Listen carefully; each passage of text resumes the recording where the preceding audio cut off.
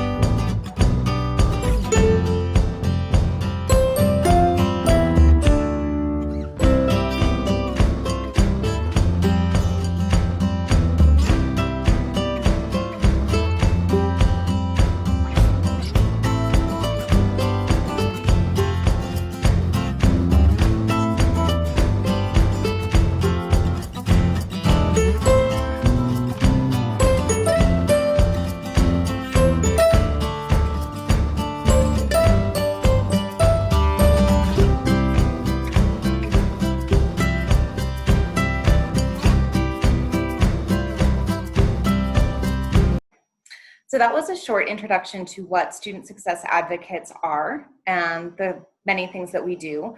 One of the definitions I like to give is we're kind of like quasi life coaches. If we don't have the answer, we can work to find the answer.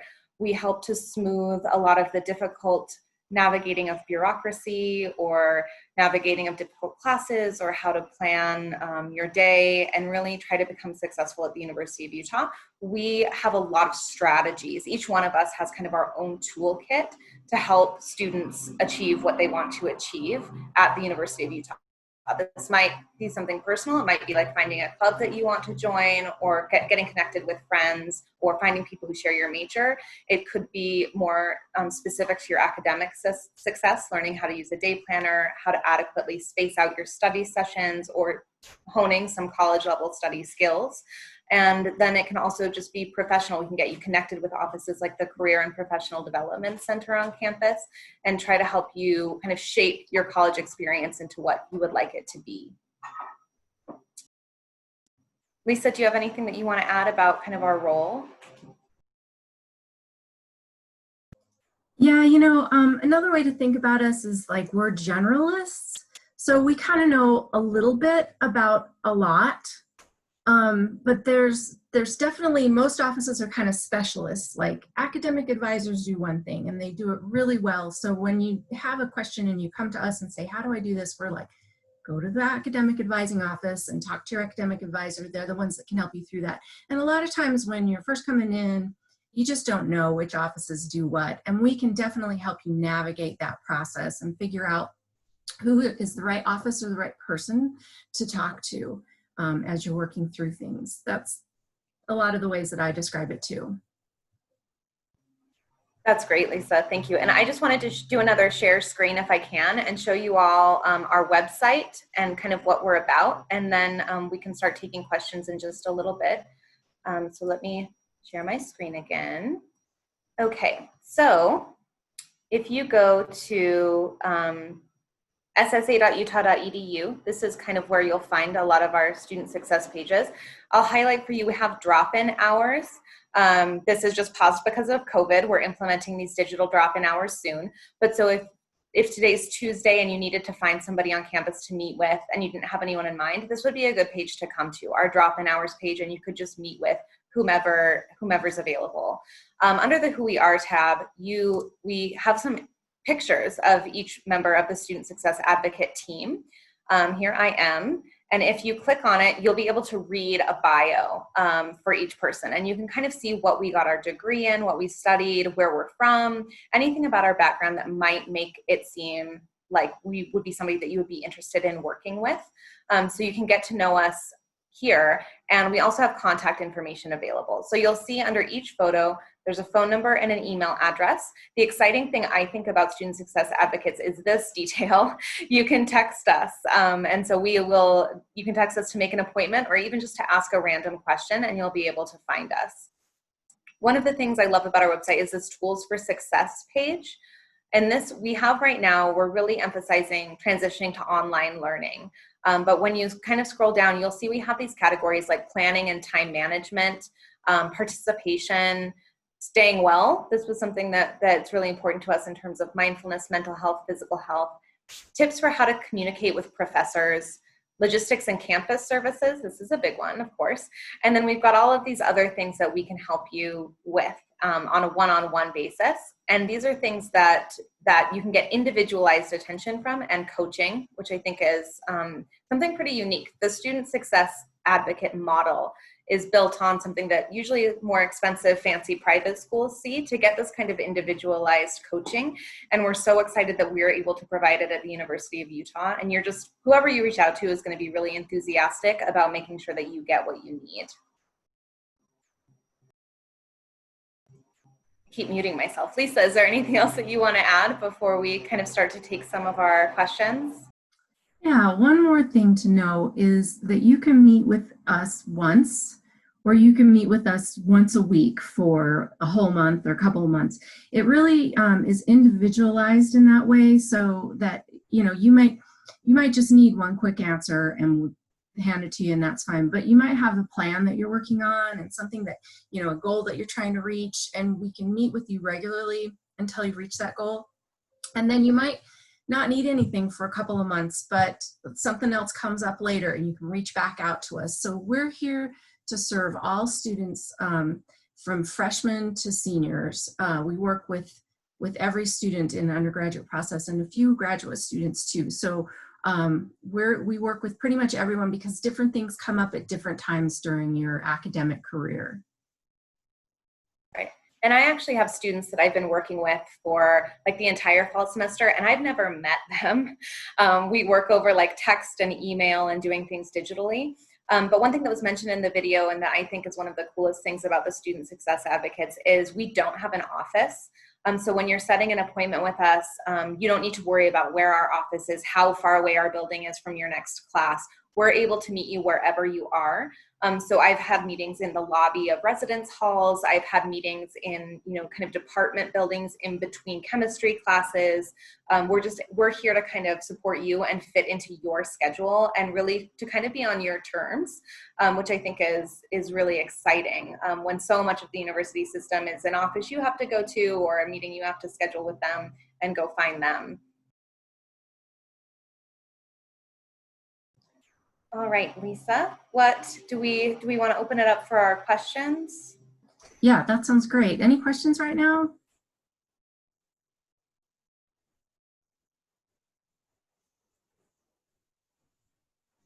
And they might be questions about Student Success Advocates, but you might also just have some questions you want to get to with the process of being a new student at the U.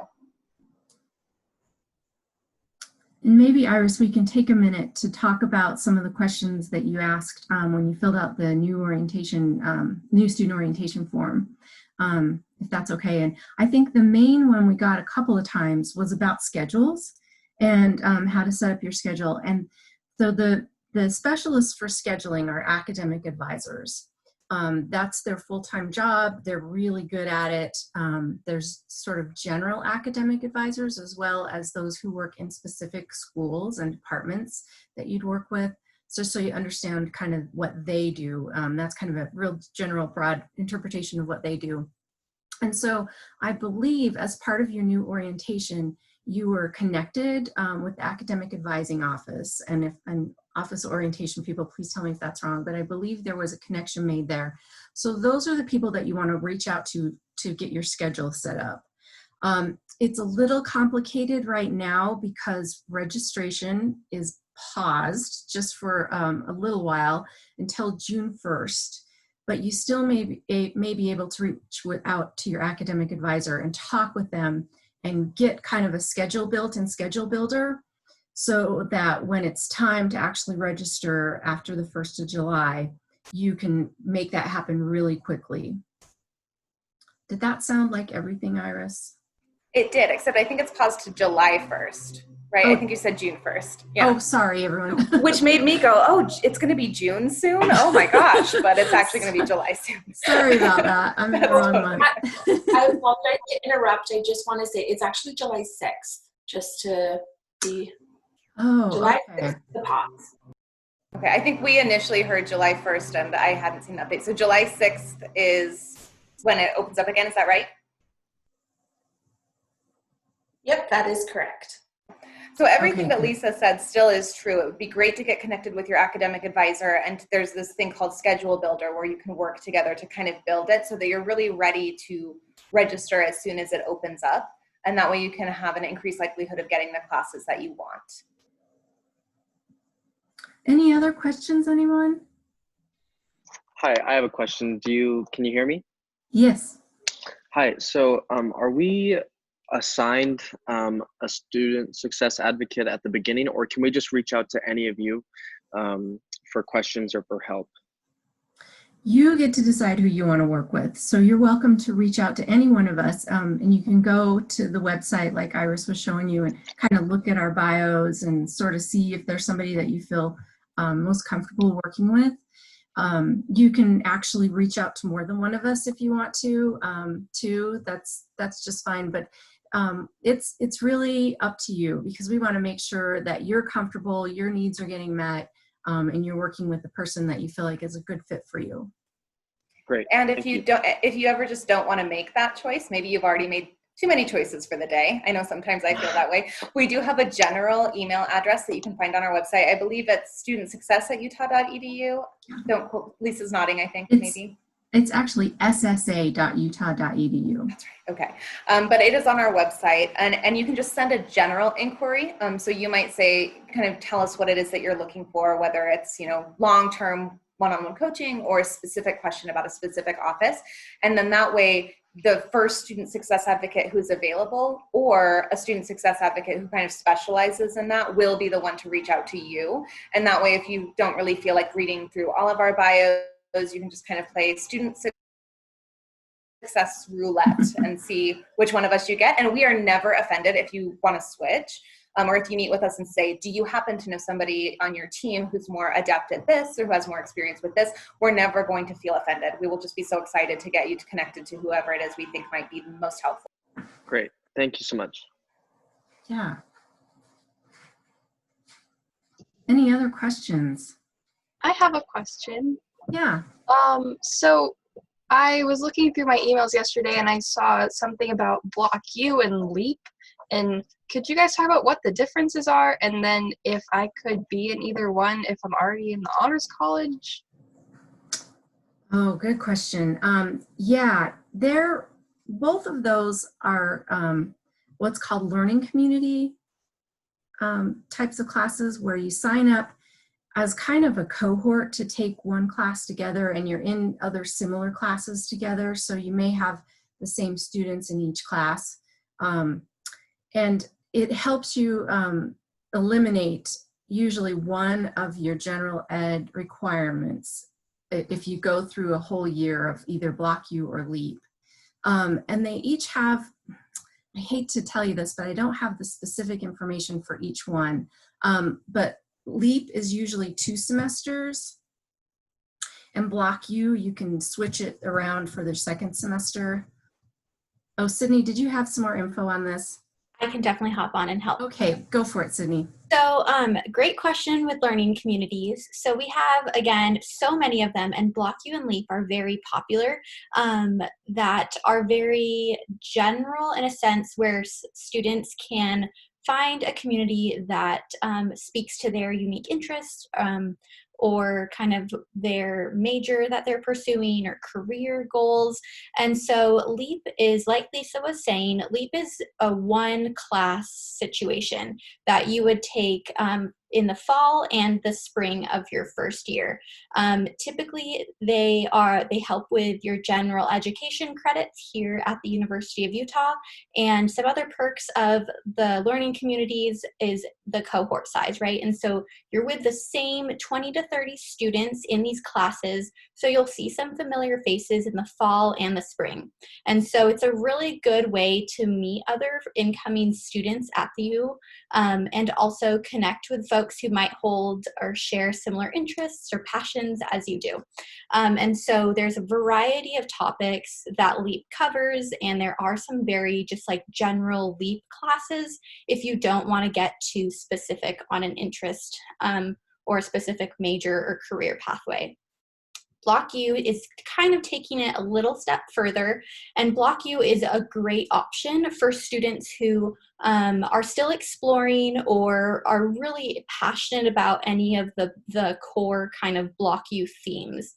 And so there's like a medical humanities, there's ones around art and art history, or like science. And so there's a limited amount of Block U's, and the difference between the two is LEAP, again, it's like this one class that you would take in fall and spring, but Block U is a way to kind of have 3 or 4 classes going on for fall and spring. And so Block U really helps you create your entire schedule for your first year, which is phenomenal because Block U also takes into consideration what general education at the University of Utah looks like, and helps students find specific classes that speak to a common topic, but also help you progress through the gen ed phases during your first year. And so Block U is set up in a way where if a student takes the courses that are outlined for that specific Block U session or section, if you would,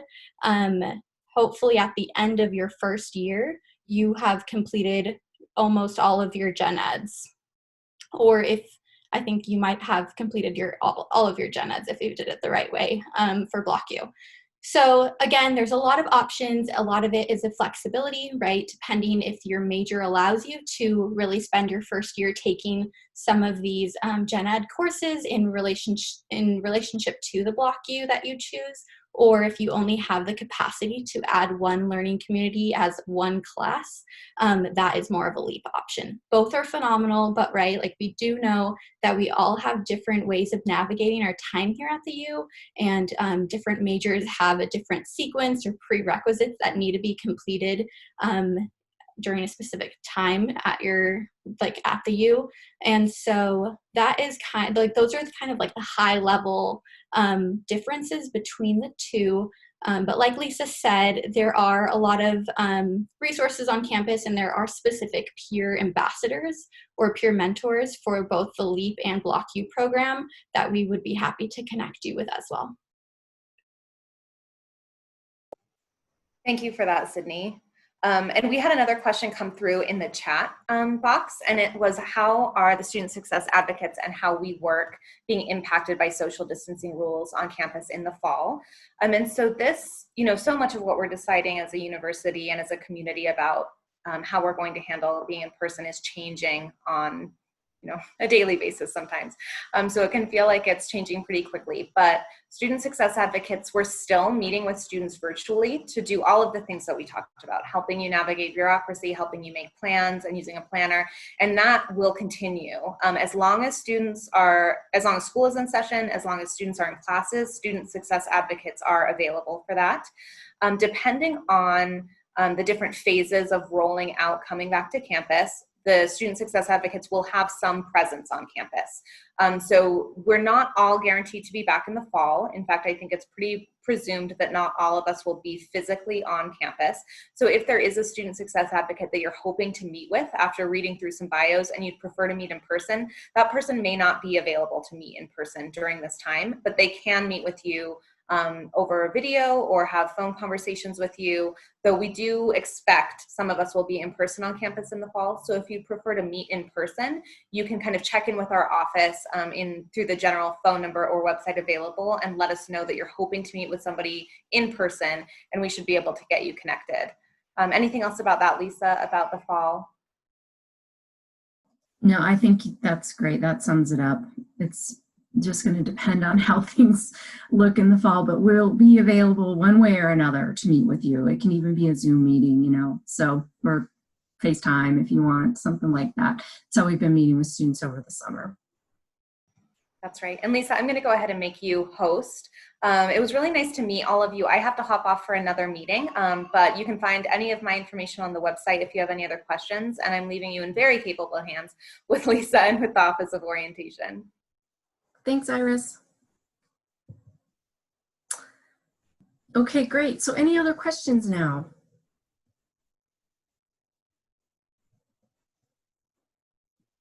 Okay. Yeah, I had a question. As if yeah. You know, how many credit hours are allowed for freshmen to take their first semester?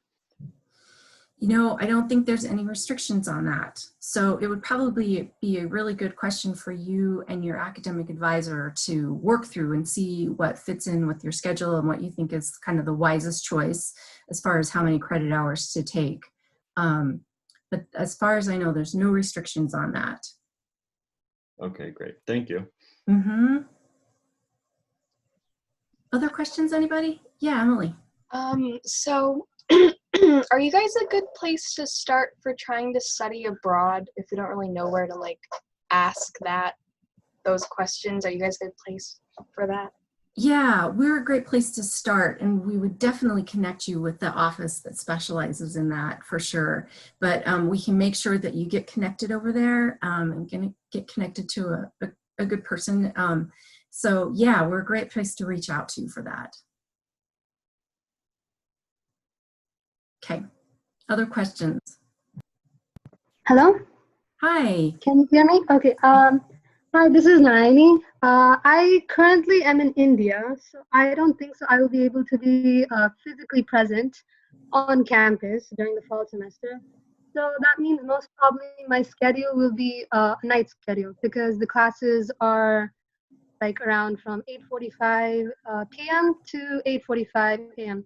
So in that case, is there any specific advice to like how can I take advantage of this and how can I keep up with this night schedule or anything like that? Okay, yeah, that's interesting. Yeah, your scheduling is probably going to be, do you have your schedule already figured out, Naya? So far, I don't have a clear idea, but I did apply for most online classes, not as an online student, as a main campus student, but I apply for most classes which have TBA or Section 90 of them. Okay. So I'm not sure exactly the schedule yet because that still needs to be announced, but I really don't have a clear idea about the classes. Okay, all right, great. It looks like Sydney popped up. Did you have something to say, Sydney? Yeah, no, that's a great question. And so I think Lisa will definitely agree with me as far as tips on what's happening is, right? Like you'll definitely do all of your classes online. And so if you have any specific questions, make sure to talk with your academic advisor about that. But again, like, right, when we're registering for classes, just make sure all of those are online, and that will be perfect for you.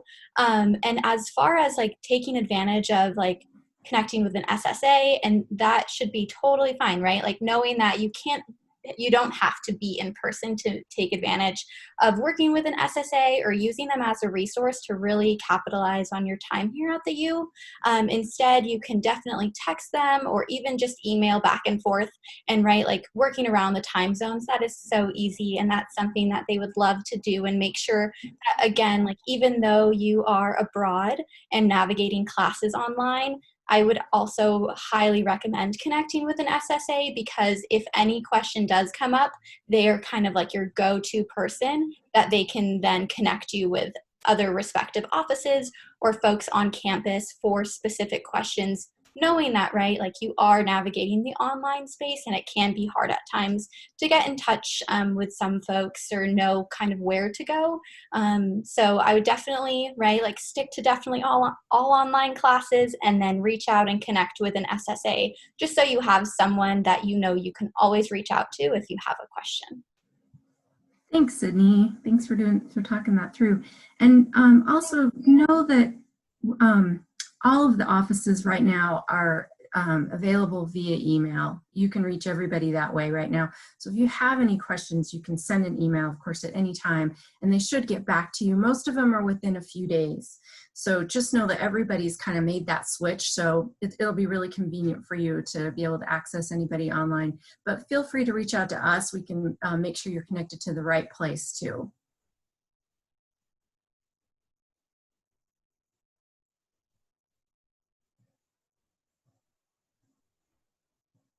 Okay, any other questions?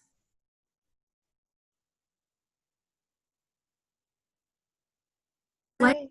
Oh, I'm sorry, hello. Yeah, since most of the classes I registered are TBA or online, how will I make sure that none of the classes will be clashing, the timings?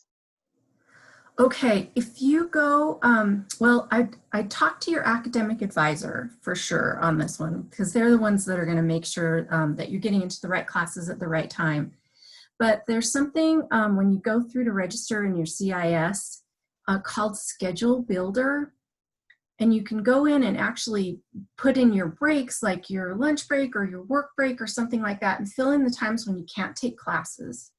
And then you can look at the classes that you need to take and see what times they're offered and put them into this schedule builder. Like it's not going to be the final thing you do.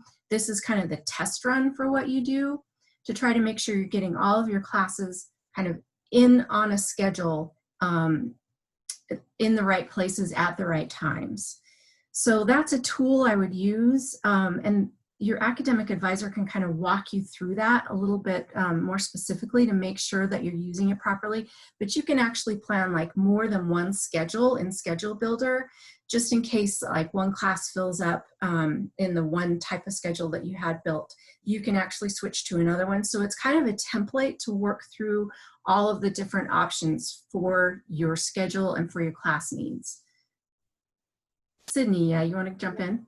Yeah, so just jumping off of Lisa's answer, definitely use Schedule Builder. Your academic advisor can answer any questions about that. Or if you have already started your virtual orientation and have received access to those Canvas modules, there are like specific resources, a video that kind of walks you through Schedule Builder, as well as like a PDF that's hyperlinked with like screenshots and different steps of how to use Schedule Builder. So those can definitely be resources as well.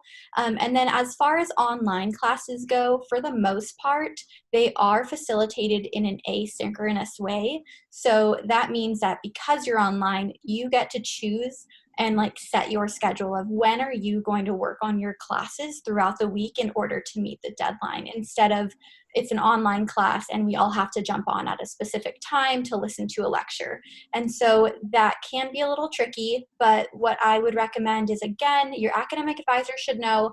If not, plan to add like a calendar reminder for July 6th, just to jump on, view your class schedule, and there might be additional details that are posted on July 6th about those specific classes, just to be sure there aren't any overlapping. But again, I think for the most part, if you're doing a fully online class, they realize that students have differing schedules. And so for the most part, they will be facilitated in an asynchronous way, so you can work on class schedules, or sorry, your class content at your kind of like leisure or free time based on your time zone as well, right? Like, so don't stress too much about it. Those are great questions to be asking, but you definitely have like your academic advisor to fall back on, or just wait until the final kind of version of the class schedule is posted on Monday, July 6th. Thanks, Sydney. So as an online class, as a TVA class, does that mean the classes will be recorded and I could see them whenever I want? That's a good question. I think that what Sydney was talking about, like the asynchronous way, means that the content will either be recorded or will be available to you within like a week's time span or something like that. So you can so you don't have to jump on at a specific hour, specific time. You can actually access it like a day later, or, you know, either in the morning or the afternoon, depending on how the faculty member sets it up. And so you don't have to be there at a specific time. Okay, thank you. Yeah, you're welcome. Thanks for the questions. Other questions?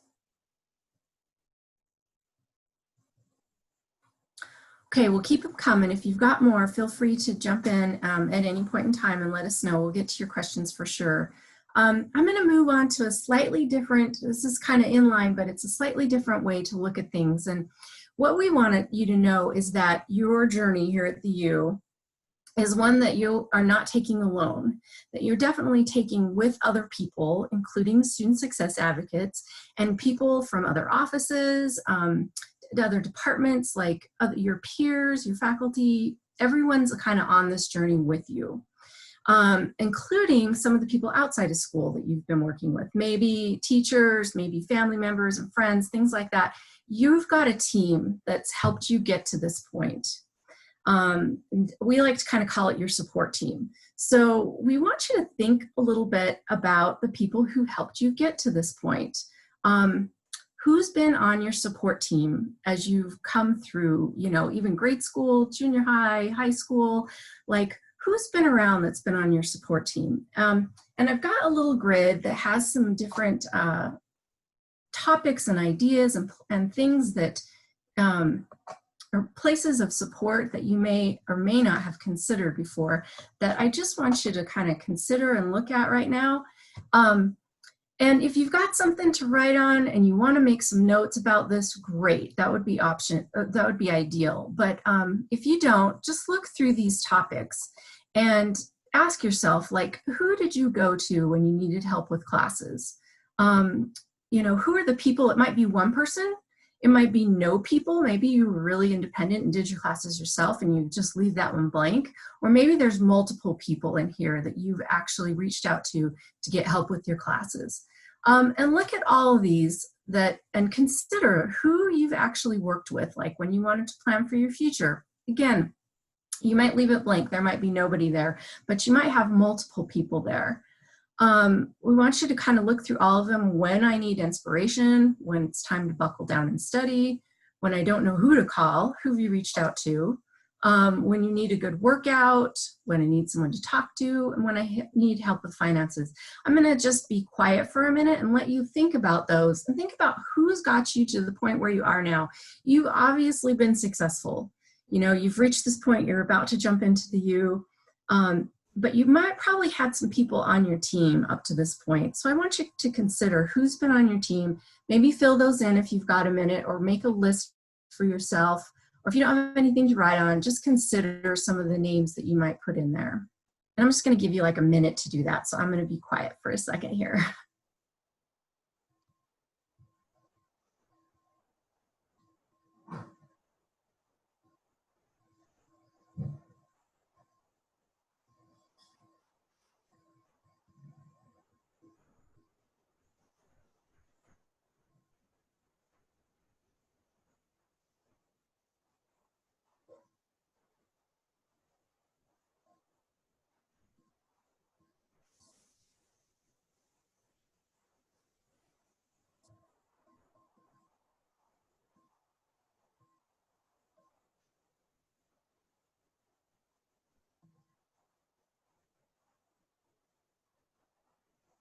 going to give you about 30 more seconds here to kind of finish that up.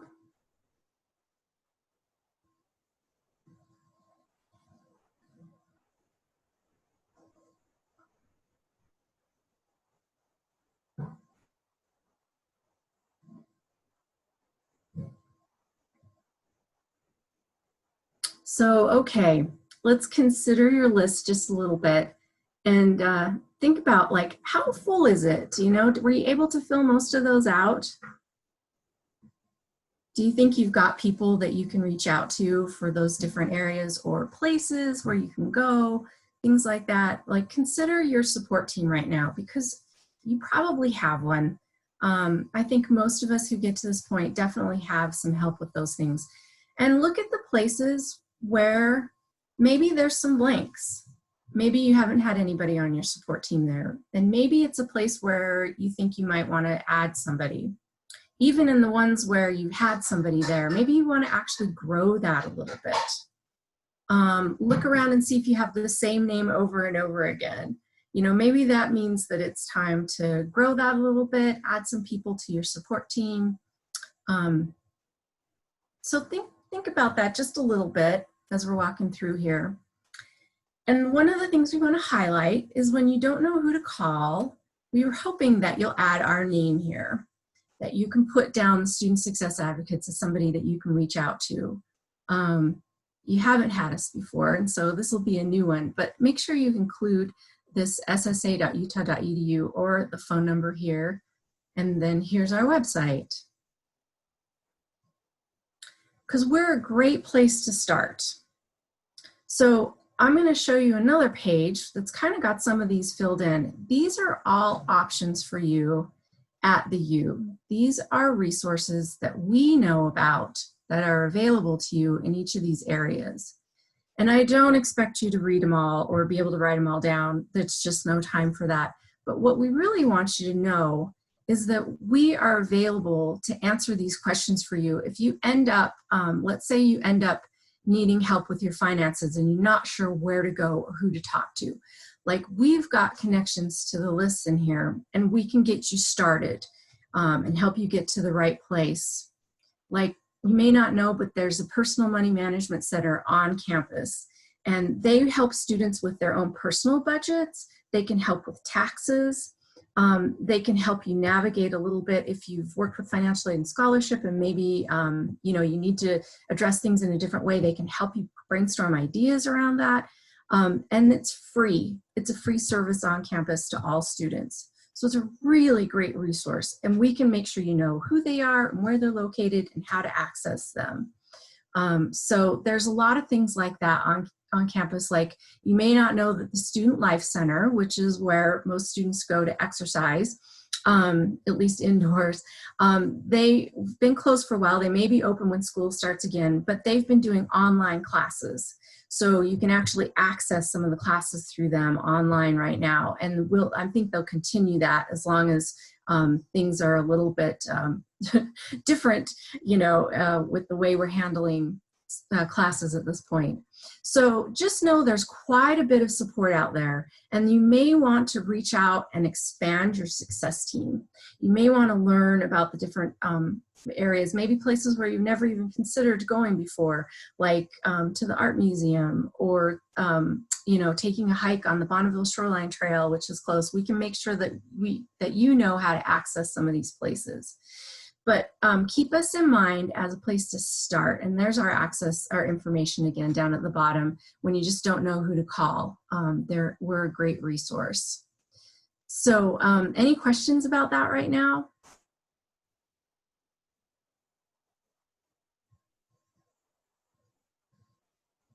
Okay, I'll leave that up for just a minute more.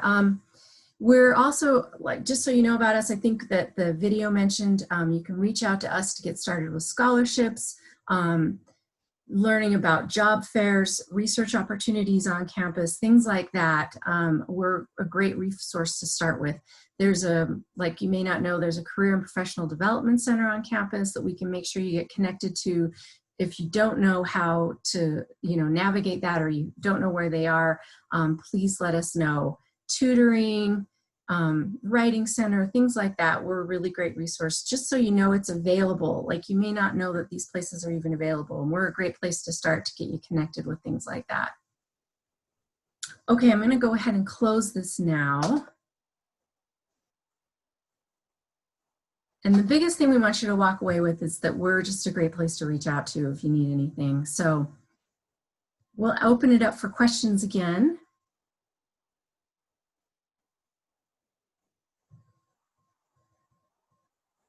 And Sydney, is there anything else you think we should add?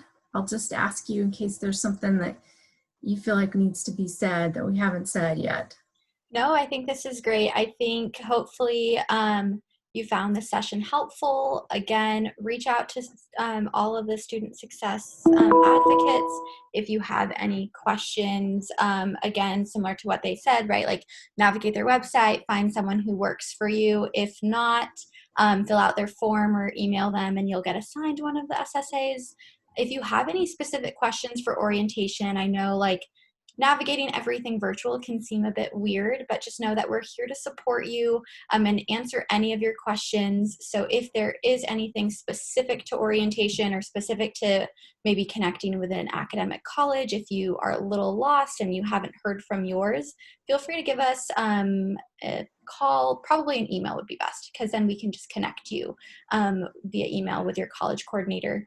But I think for the most part, use any of this time to ask final questions, and if not, just know that we will definitely follow up with an email to kind of highlight some of the things that we discussed today, so you, if you didn't write them down, like, you can easily access them. Super, thanks, Sydney. Okay, final chance for questions, everyone. We've got a few more minutes if you need anything.